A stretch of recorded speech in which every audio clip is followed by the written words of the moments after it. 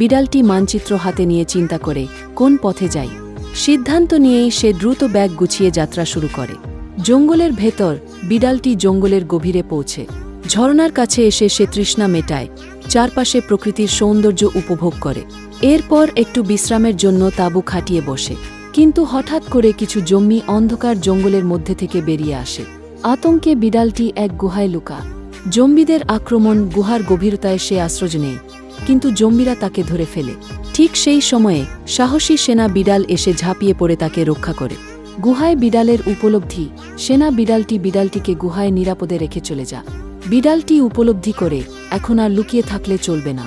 সে সিদ্ধান্ত নেয় জম্বিদের বিরুদ্ধে নিজেকে প্রস্তুত করতে হবে।